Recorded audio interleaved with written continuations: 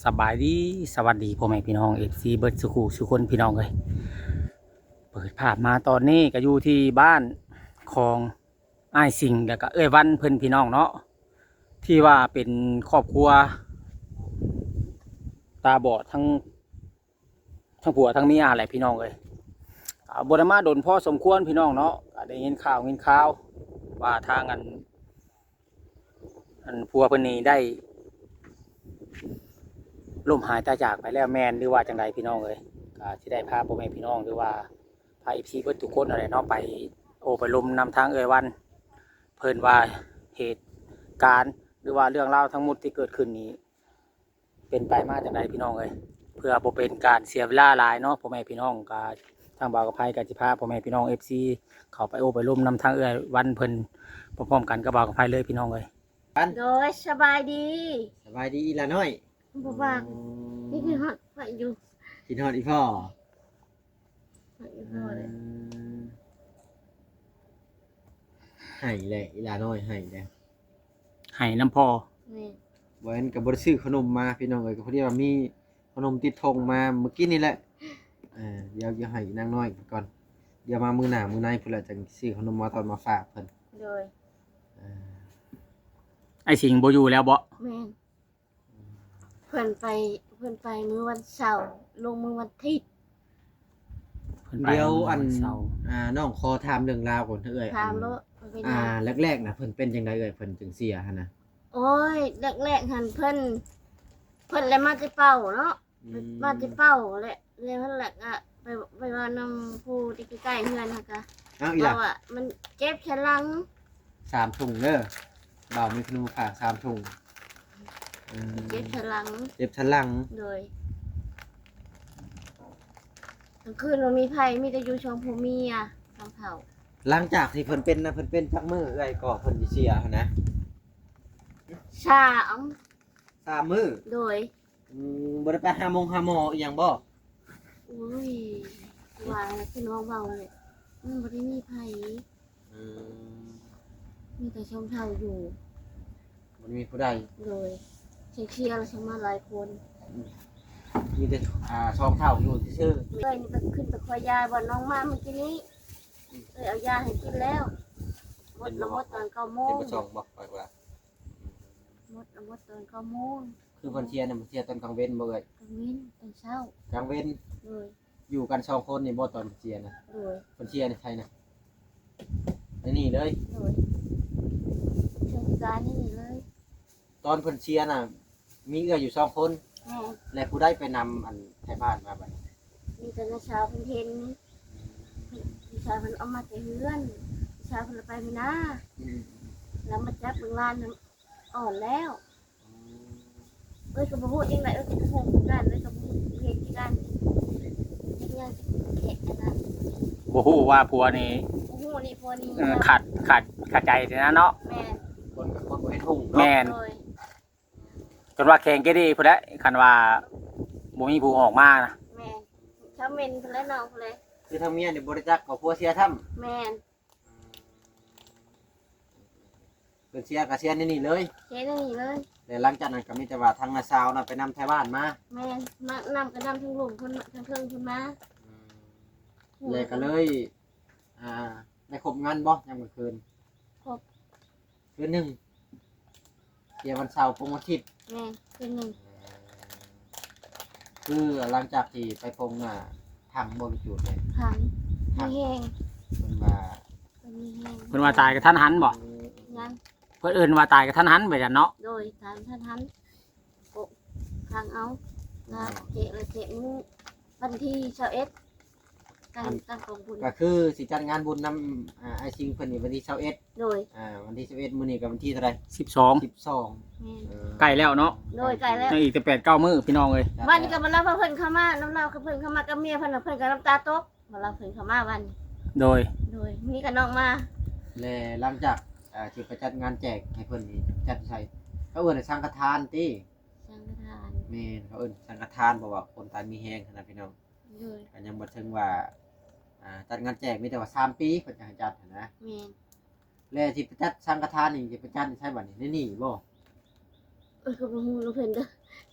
อ และปัจจุบันนี้เอื้อยไปอยู่ไทยหลังจากที่ไอ้สิงเสีย ก็บ่ฮู้คือกันน้องเอ้ยบ่ฮู้พ่อแม่ก็บ่ฮู้ตามหาเลย ก็คืออันเจ้าน่ะเป็นคนบ้านได้ก็ลืมเลย พูน คนทางเหนือน่ะ ทางเหนือพุ่น บ้านยัง หาบ้านนะบ้านตะแคกค่ะชื่อมันน่ะหมู่บ้านน่ะนะ บ้านตะแขก โดย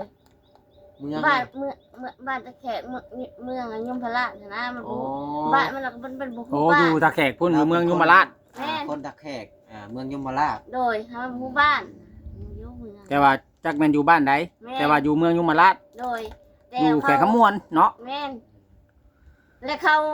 ก็บ่ฮู้ว่าจะไผมาส่งหาส่งแต่น้อยนะชูนน่ะเร่งรับเอาหามันใหญ่แล้วนะ โดย ใหญ่มาเฮียนน้ำพัวอยู่เวียงเลยละมาก็ไปอยู่กับพัวบ้านชีวิไลนี่ทีเดียวเพิ่นอยู่นำเถอะ สมมุติว่าหลังจากที่ไอ้สิงอันเพิ่นเสียแล้วสมมุติว่าเอ้ยกลับเมื่อบ้านนี่กลับเมื่อถึกบ่สมมุติว่า จักเลยเด้อตอนนี้ยังบ่ฮู้บ่ถืออี และคือตอนนี้น่ะอยู่นํพี่น้องทางไอ้สิงบ่ตอนนี้น่ะ แม่น ก็คือว่าแหละพี่น้องอยู่นํพี่น้องเพิ่นก็เรื่องอยู่นี่มันอยู่ได้อยู่ๆอยู่ ชั่วคราว ได้อยู่มันชั่วคราวเฮิงมาติมันนี่ เพิ่งมามันก็ ไปเช็ดขึ้นฮอดอันนี้ป้าบ่ได้ ครอบครัวเพิ่นเนาะทางนี้เป็นครอบครัวเฮานะ แม่น จากแรกกลับเมื่อบ้านตัวเอง บ่เพิ่นว่าสิอยู่ก็ไอ้สิงเราก็บ่อยู่แล้วเนาะ แม่นเฮาบ่มีผู้ใดได้บัด อืม คือว่าทางนี้ก็มูลมังมรดกหยังก็บ่ได้มีติ มันอันนี้ของผัว ครอบครัวที่บ่รับพระเพิ่นสร้างให้ตัวนี้ แม่น ก็มีแต่บริเวณรอบๆเป็นที่ดินกันนี่ แม่น แต่ว่าบ่มีให้มีนาเนาะ ที่ให้น่ะ ให้นาก็ให้นาพูดทางผัวเด้ พูดทางผัวแม่นให้น่ะทางเอื้อย อืม บ่ได้มีหยังดอก แม่นพี่น้องเอ้ยก็เห็นแล้วก็สงสารเพิ่น จักบ่ อ๋อมายังนี่เอามาส่งข้าวให้ผัวบ่ จักออกมายันบางเธอมีคนมาออกมา วันนี้ก็บ่ละ มานี่บัดลาเขาเพิ่นเข้ามามื้อนี้มันน้องไปโลมาเด้อจ้ะเฮ็ดได้ บ่แม่นบ่ได้มาแต่ดนๆเด้ แม่น แต่อีนางน้อยยังอยู่ในท้องเจ้าคอยเอาเสื้อผ้ามาให้เจ้า ยังเฮิงอยู่จะเป็นแม่นเป็นเดือนสองเดือนแล้วกว่าอีกบ่ ทีวี ข่อยมา สงปีกายแหละ ข่อยมาล่าสุดนี่คือว่ามาใส่เส้นน่ะก็แอมฟ้า แอมฟ้ากระจาดให้ทางไอ้สิงเลยกับทางเอยวัน อืม หลังจากนั้นโดนเติบจนฮอดมื้อนี้เนาะไอ้วันเนาะโดนเติบเนาะ โดย ใช่ไหมว่าผ่านี่ แม่นใช่ไหมมาใส่กับเขาว่าเวียงเบาอุลิเบาบอสช่วงนั้นเด้หลายๆคนนั่นเด้บ่ว่าสิจำบ่ได้ จำบ่ได้แล้วเฮ้ย ประมาณช่วงใกล้สิลงนานี่นะเดือน5ค่อยต่อเดือน6นี่แหละช่วงนั้นนะ หลังจากนั้นมาเท่าเดี๋ยวนี้ หลังจากที่ไอ้สิ่งเสียงเห็นจะได้ครับใช้ชีวิตจะได้ปานนี้เลย อืมชั่วโมงมีไปใส่ก็มีจังหวัดตังน้อยแล้วไปใส่ก็มันมีขนาดแล้วแต่ก็จริงใจอยู่นี่จักนี่ได้จังหวะก็ลูกก็ขึ้นฮอดอยู่ สิอยู่แบบใดบัดนี้เนาะบ่แอน แม่นและ ในเมื่อว่าเสาหลัก อันของครอบครัวเพิ่นก็ได้ล้มหายตายจากไปแล้วจังซี่ แห้งกว่าคนบอกคำด่าได้พี่น้องบอกคำด่าแล้วยังหูตาเราดีเบิดเนาะ แมน วันนี้เราปัดตากับบ่ได้เห็นหงส์ ใช่ตลาดเอามั่งจะใช้ชื่อบ่มีเงินเลย จะกินบ่ แม่บ่มีเงินนะ กินขนมแล้วยังกินอีกบ่เดี๋ยวที่ซื้อให้เพิ่นก่อนจ้ะเดี๋ยวซื้อให้เพิ่นก่อน เพิ่นก็สิกินมาถูดินติมีสิว่ามาถูดิน จอดก่อนจอดก่อน มีบ้านมาถูดินค่ะพี่ชายไปกินนี่ มีอยู่เอาตัวดินกับ อันมียังเพิ่นเอิ้นว่ายังนี่น่ะ เกี่ยง นี่นะนี่บ่นี่มีนี่ตัวลุ่ม วุ่น วุ่นเอาบ่วุ่นนี่นางน้อยเห็นบ่ มันคือปากเนาะ เดี๋ยวเอาวุ่นกับบักตัวดินให้เพิ่นแม่นละ เพิ่นมากินทุดินเนาะ โดยเพิ่นเคยมาเด้ถึง เพราะว่าบ่แอนมาก็บ่ได้ซื้ออิหยังมาฝากเพิ่นแต่ว่าได้ขนมชามทงมาเมื่อกี้นี่ก็ได้เดี๋ยวซื้อให้เพิ่นอีกก่อนเดี๋ยวเอ้ยอะไรนะ 3,000 กีบ จ้ะ โอ้เฟซเฟซนี่สิดัง FC เนาะนี่เนาะเอา80,000 ฮู้ได้ลูกเพิ่นนี่ถือว่าฮู้ เอาย่ำออกไปอีกก็ได้บ่พายมันใกล้พอตรงเลยถอยไปถอยเพราะนั้นบ่ให้เห็นคายนางน้อย เอามาน้อง วิ ลิ ดอยู่วะซีเงืองหน้ามันขึ้นก็ได้วิดอยู่ติวิดแล้วก็ยา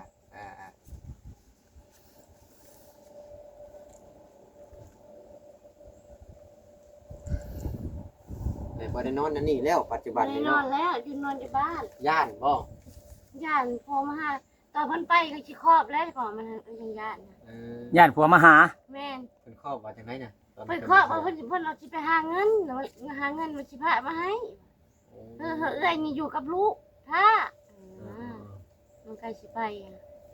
เพิ่นครอบว่าสิไปหาเงิน แม่น แนวนั้นเนาะ เดี๋ยวนะ ทวิตนะ โดย ก่อนเพิ่นสิจากไปนะ แม่นมันเป็นย่านท่าน ขอบใจเพิ่นครอบว่าเพิ่นน่ะสิไปหาเงิน โดย บัดนี้ผัดไปแล้วบ่มาจ้อยช้ำ หมูมาจ้อยซ้ กินฮอดพ่อบ่อีหล่ะเพิ่นรู้จักกินฮอดพ่อหรือว่าเฮ้ย ำมันยังบ่ฮู้ว่ามันมีแต่ว่าพ่อไปนุ่งพ่อไปบ้านเท่านั้นมันยังบ่ฮู้ว่าพ่อไปเกิดนะ เพิ่นยังบ่ฮู้ว่าพ่อเสียแล้ว ยังบ่ฮู้ยังจะมีแต่พ่อไปนุ่งเท่านั้น กินได้ไหมขนมบัดนี้บาทซื้อให้นะ คือดีนะ ปรินก็ได้บุญก็ได้ขนมก็ได้ แหมลูกเรียน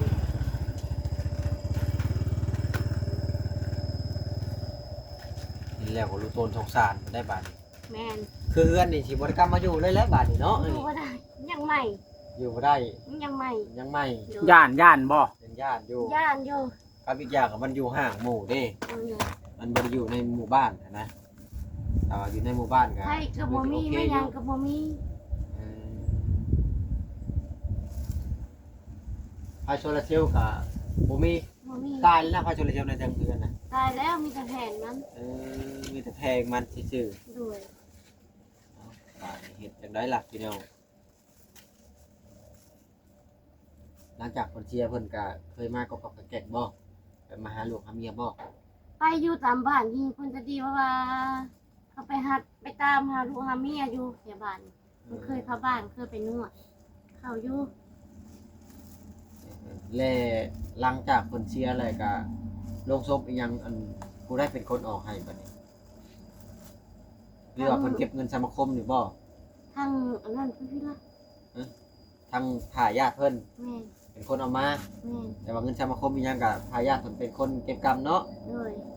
แล้วก็ได้มีการอันล่มชัดล่มงัวล่มควายบ่มือปงคนนั้น มี จักโตน่ะ หลุมงัวซอง งัวซ ป อ ลาหมูมันสวยดิ ก็คือสิแม่นมูลมรดกของเพิ่นนั่นแหละเนาะบ่าวไฟ แม่น ที่ญาติพี่น้องเพิ่นแบ่งให้นั่นแหละ แม่น เพราะว่าทั้งเอื้อยแล้วบ่ได้มี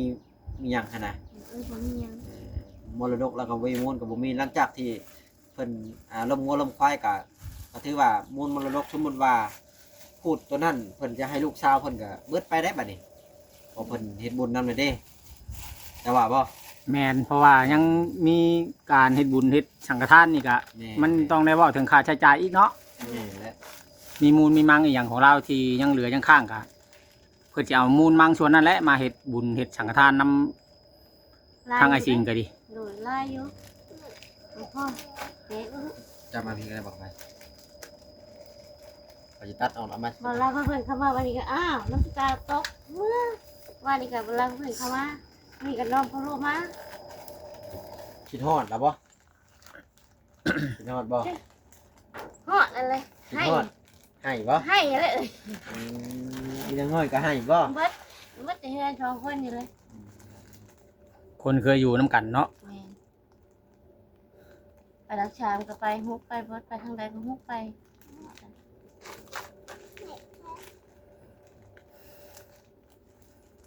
พี่น้องมีแต่ต่อไปจักสิใช้ชีวิตอยู่ไปแบบใดได้เนาะบ่แอน นี่แหละ ในเมืองเฮากับบ่แม่นเป็นคนแบบว่าอยู่ในเขตพื้นที่แถวนี้เนาะ พ่อแล้วลูกเฮียก็ได้ฮะ เราคนพื้นที่ก็ยังว่านะพี่น้องแต่ว่าบ่เป็นคนพื้นที่ บ่จักคนทางเมืองบ้านครับบ่จักคนชื่อบ้าน โดย สมมุติว่ามีผู้ใหญ่ใจดีฝากเงินมาให้เมื่อบ้านก็สิเมื่อบ่ โดย เมื่อ เมื่อ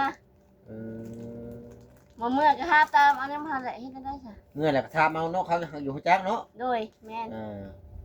คนแขวงขมวนเมืองยมราช แม่น แต่บ่ฮู้จักชื่อบ้าน อยู่หา แต่ คือ บ่ ว่า รู้จักซื้อบ้าน ชื่อเอื้อยชื่อน้องนี่ฮู้จักอยู่บ่ล่ะ บ่มี บ่มี บ่มีข อ่า อตัวเปล่าเลยเอื้อยผู้เดียว เขามาส่งแต่นั่นพู้ มันยากตัวนี้แหล้วเนาะคันว่า มัน เมื่ ยา อก ถาม ตัวนี้แล้วบ่ หาพี่น้องก็ เอ้ย จักสิถามไปหาแบบใดบ่มีบ่แสหยังจักดีได้นี่ แม่น บ่มีบ่แสแล้วบ่มีฮอดญาติพี่น้องบ่จักฮอดชื่อญาติพี่น้องบ่มีเลยว่ะคันเมื่อก็จักสิว่า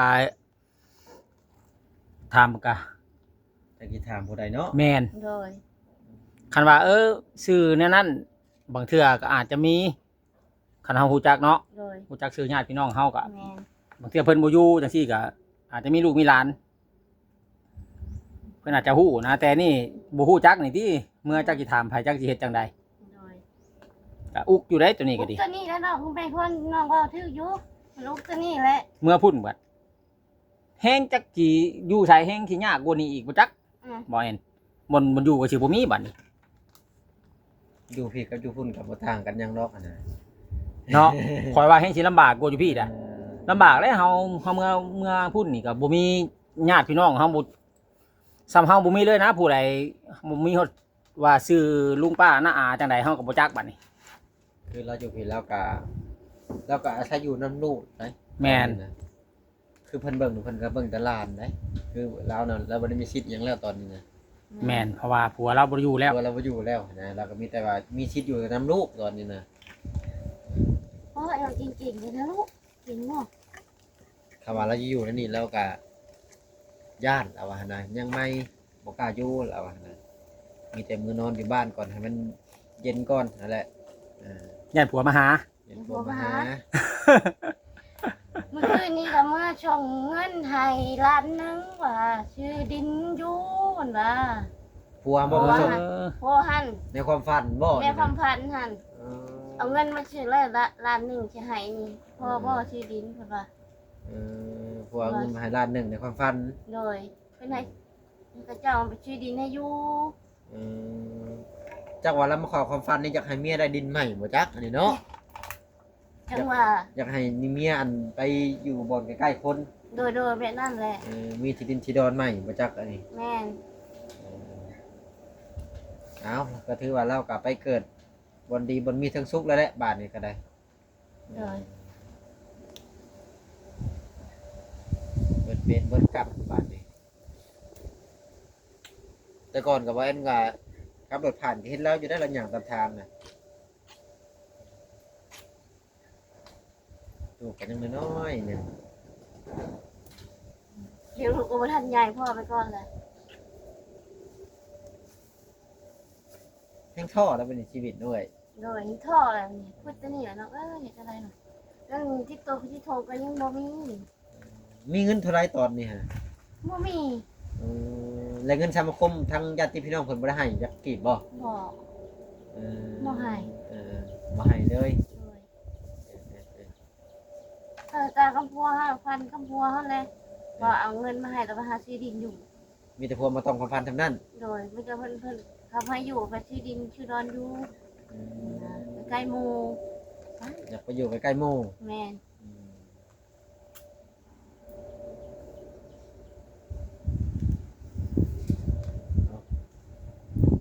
จะได้ซะเป็นไปเลยได้น้องเอ้ย อยู่นี่ก็บ่กล้าอยู่แล้วบาดนี้เนาะบ่มีครอบครัวแหละ เป็นตาอยู่แล้วบ่เป็นครอบครัวเป็นตาอยู่ แต่ก่อนยังว่าอาศัยอยู่กับผัว แม่น อาศัยย่างกันมาหลอกตอกแตกย่างอยู่กัน บ่ได้แล้วแล้วได้กระจุงมันไปด้วยนี่มันอยู่บ่ได้ อยู่บ่ได้แล้วบาด แม่ นี้ น หากันกินข้าวกินน้ำแล้วบ่มื้อนี้น่ะ กินแล้วมาจากบ้านติบข้าวยังบ่มีหยังกิน เจ้าไปอยู่เฮือนไผอยู่บ้านน่ะชนชื่อจังได๋น่ะ ท่านได้อยู่เฮือนที่เทือนน้องท่านเคยไปบ่ลาวเคยไป ยัง ท่านเคยไปที่ใกล้ๆเข้าไปอีกหน่อยนึงน่ะที่อยู่ปะแช่ๆมันแม่นแหละใกล้ๆยังบ่ได้ไกลที่ข้างวัดนี่เด้ข้างวัดบ้านชิมไลหั่น อยู่เฮือนข้างวัด โดยข้างวัดทางในพี่ วัดทางเหนือและทางใต้น่ะ ใกล้ทางเทิงนี้ ทางนั้นบ่ ทางนี้โดยแม่นแหละ ข้างฮันเวียดบ่ พี่ทางพี่ ท ทางเทิงพี่ทางเงินแปลงรถพี่ พี่ ภาคทางเมืองทางถึงพี่ได้ โดยทางนี้แหละทางน้องมันเคยมาทางนี้แหละทาง อืม ฝ่ายเชลทางแม่แหละของบุญยังไงอื่นก็เพิ่นก็ไปแผ่เว้นหาคนมี อีก เฮ็ อย่างห ด นึง ได้ บ่ได้เห็นหุ่งพี่น้อง มาได้จึงถึงทางหวยหุงนี่ไกลเติบหรือว่าอาศัยความชำนาญบ่เอ่ย ก็เห็นแน่ ลูก บ่ นี่ เห็น เราบ แน่ อกลูกนี่เราจูง โอ้ มันเป็นตามลูกบอกนี่ทางแม่ทางนี่มันเราได้แล้ว คล้ายๆว่าเห็นแน่บ่เห็นแน่เนาะ เฮ็ดแหน่บ่เฮ็ดแหน่เจ๊ก็รู้จะเติมลูก พอดีเป็นมืดจะลุ่มจะรั่วนะบอก มัวหั่นน่ะ เฮ็ดประแดดไปบ่ได้เฮ็ดแอนนี่มืดลายม่วง ลายบ่คำแดดแหละ ลายออกแดดบ่ได้ แต่ว่าเราจื้อชื่อ นั้นมาเดี๋ยวเรา แม่ จื้อน ชื่อ แล้วจือเชียงปาก จีเชียงฟ้า อาศัยลูกเนาะ อาศัยลู ลู ก กพามาว่าแม่ทางนี้แหละมานำลูก โด ลู ย กจูงมา แม่น แต่ก่อนเราก็เห็นบ่เอ็นมาอยู่แต่ก่อนก็ได้ เลย แต่ว่าเฮาพอบ่มีเวีย บ่ ก แอนมาแต่พ่อมเบาลิมาตั้งมาเป็นขา บ่เอ็นบ่ได้มาตอน แม่น ทาง บ่ได้มา เออ มาแต่นอกเนี่ยมาเป็น มาตั้งแต่ คันว่าน้องหั่นแหละ ตั้งแต่พี่แต่เจ้ายังมานผู้นี้ โดย คอยเอาเสื้อผ้าน่ะแพร่มาให้เจ้า ตั้งแต่ยังบ่ทันได้อันนั่งครับ ตั้งแต่ยังบ่ทันออกแต่ท้อง ยังบ่ได้ออดท้องยัง คอยเอาเสื้อผ้าน่ะ บัดนี้ แพร่มาให้ จักปีแล้วบ่แม่นฮอด2ปีแล้ว สองปีไป คน สองปี โอ้ ไป จนลืม 2 ปี 6-7 เดือนได้ แม่น 3 ปีแล้วบ่แอนบ่ได้มานี่ตั้งแต่เราบ่ทันได้คลอดลูกแล้วจน2 ปีกว่าเลย แม่น3 ปีเต็ม มาวันนี้อาสิงเกือบบ่อยู่แล้ว แม่นตอนมาลาวมาตอนเพิ่นเห็นมาลาวก็แค่เพิ่นมาเก็บผู้ใหญ่ใจดีทั้งหลายมาก็บอกเด้อว่าอาชิงนี่บ่อยู่แล้วบ่รอดแล้วก็ไปแล้วเด้อเพิ่นบอกเพิ่นสร้างอีกนะ ๆช่างบอกลาแล้ว ลาแล้ว เราฮู้จักอาการว่าเราสิบ่อยู่เนาะเราจึงสั่งลูกทั้งเมียเนาะ สรุปแล้วนี่เราล้มบ่ก่อนเราสิเป็นนี่ บ่แม่นบ่ได้ล่มบ่ได้หยังน้ำลายก็บ่ได้มีมันก็มันไปรอดเลยไปแล้วเลย แล้วเป็นโดนเตอบ่อันก่อนเราจะไปเป้าไปอย่างแล้วเป็นโดนเตอบ่เอ้ย บ่ได้เป็นเถอะมันมาแต่เป่าแล้วมันล้มแล้วมันก้มแล้วมันค้ำหัวเข่า ล้มอยู่ใช่น่ะหน้าวัด จังว่าใช้บอนนาวัดบ่อยู่บอนท่ากระนูนบ่ แม่นได้ยินเพิ่นว่าล้มอยู่หน้าวัด แม่นแล้วบ่มีไผเอามา เดี๋ยวให้มาส่งเพิ่น คานมาเองหยังมาเอง โอ้ล้มเดี๋ยวก็คาดไปเองยามมาเอง แม่นมาก็นอนในนี้คืนมันยังดีอยู่มื้อเช้ามันเอามานอนนี้แล้วเราขึ้นไปคอยยาบ่อนน้องกายมาเมื่อกี้นี้ป้อนข้าวให้เลยกินยาแล้วมันข้างบาดนึงเบิดเลยใจขาดเลย คือว่าเป็นนั้น เดี๋ยวก็ทันหันนะ บ่แม่นเนาะว่ารถโคมรถต่ำนะ บ่มันบ่ได้ตำมันเป็นนั่นนี่ป้อนข้าวแล้วขึ้นเอายามาให้กินแล้ว มันข้างบาดเดียวหนึงใจมันก็เบิด เห็นว่าลมมาได้ทางเทิงๆบูนะ บ่ได้ล้มแข่งขายังดีอยู่ โอ้ยังครบเบิดเนาะ ครบเบิด พี่น้องแต่มีแต่ว่าประมาณนี้แหละจ้ะวันนี้เฮาก็ได้มีโอกาสแวะเวียดมานี่แหละให้กำลังใจ ว่า เพิ่น แล้วทางผู้ใหญ่ใจะดีมันสาธุให้ผู้ใหญ่ใจะดีมันมากอ่ะหาตามเพิ่นตามเมืองมาแล้วบ่เห็นแล้วก็แล้วจบวัฒนะ มีแต่ว่าวันที่21เพิ่นจะสังฆทานให้ทางไอ้ซิงเพิ่นเนาะ